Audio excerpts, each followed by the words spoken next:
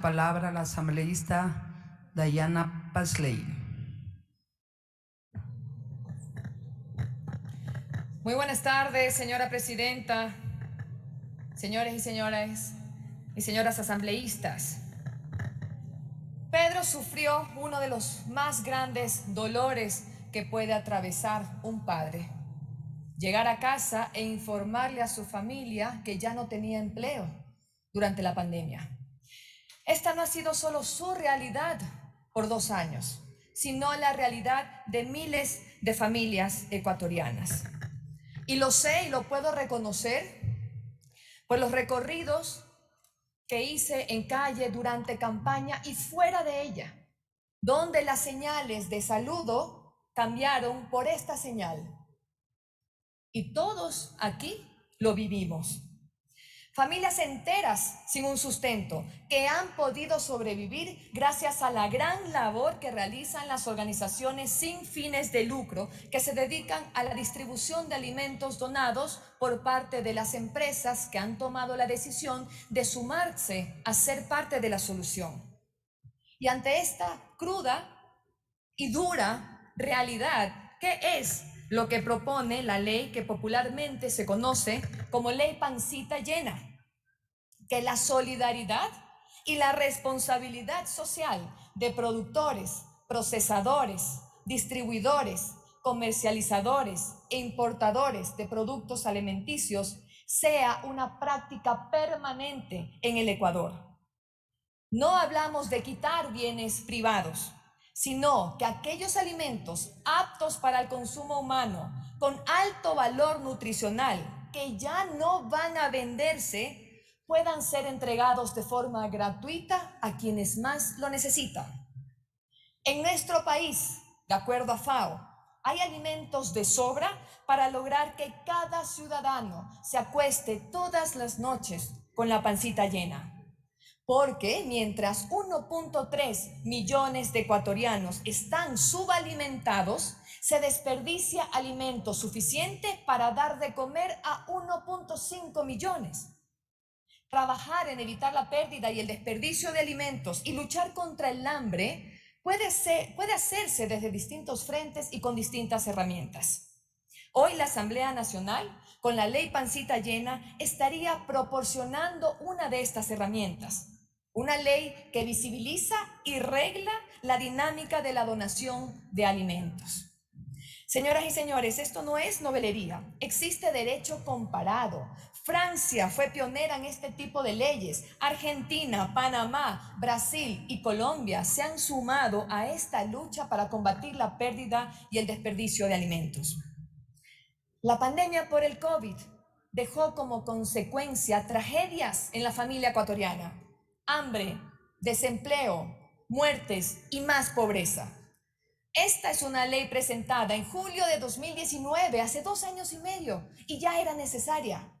Hoy, en el 2022, post pandemia, se convierte en una ley urgente, porque va directamente dirigida a aquellas personas que menos tienen, a los más vulnerables, a los que necesitan de nuestra solidaridad, a los que necesitan de nuestra ayuda. Esta es una herramienta con mayor atención en niñas, niños, adolescentes, personas con discapacidad, adultos mayores, víctimas de catástrofes naturales y pandemias, personas en contextos de movilidad humana, así como comunidades, pueblos y nacionalidades que no tienen alimentos suficientes y de calidad de forma permanente. Una herramienta que puede sumar además al compromiso del presidente de la República para combatir la desnutrición crónica infantil. Esta ley no tiene banderas políticas. Lo que sí contiene es una serie de acciones para lograr que la donación sea la primera opción por encima de la destrucción. La legislación actual, y esto es lo más importante, la legislación actual contempla beneficios tributarios tanto cuando se incineran los productos que no lograron comercializarse como cuando se donan. Queremos priorizar la donación por encima de la incineración. ¿Qué normativa dice esto? Reglamento del régimen tributario interno, artículo 28.8, literal B. Esta ley prohíbe la destrucción cuando se trate de alimentos aún aptos para el consumo humano y procura que sean entregados a organizaciones sin fines de lucro para su acopio, redistribución y entrega a las personas más vulnerables del país. Esta es una actividad que ya se realiza exitosamente con empresas voluntarias. El país necesita que más empresas se sumen a esta dinámica para que esos alimentos nuevamente lleguen a la mesa de quienes más lo necesitan, de las familias más pobres, y de esta manera disminuir las altísimas cifras que tenemos en el país de desnutrición, donde 1 de cada 4 niños sufre de desnutrición crónica, esto es el 25%, donde 4 de cada 10 niños indígenas padece de anemia.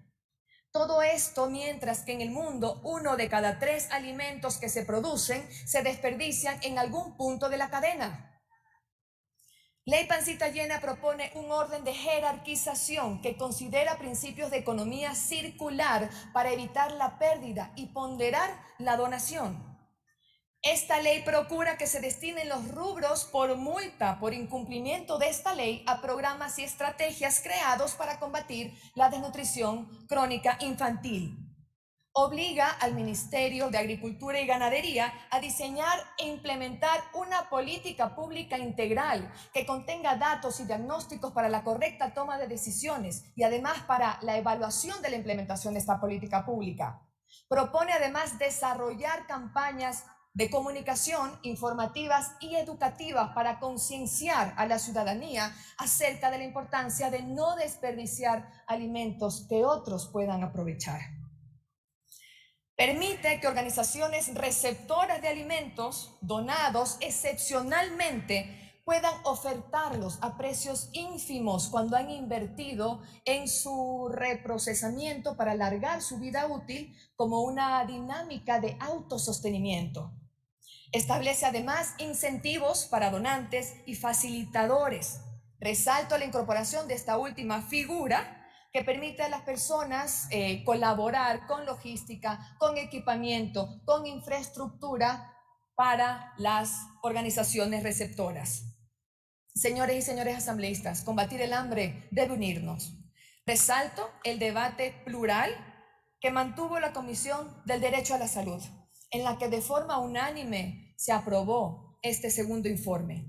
Destaco asimismo la apertura de varios asambleístas que al profundizar en esta problemática, en esta injusta realidad, reconsideraron su postura y aportaron al fortalecimiento de este proyecto de ley.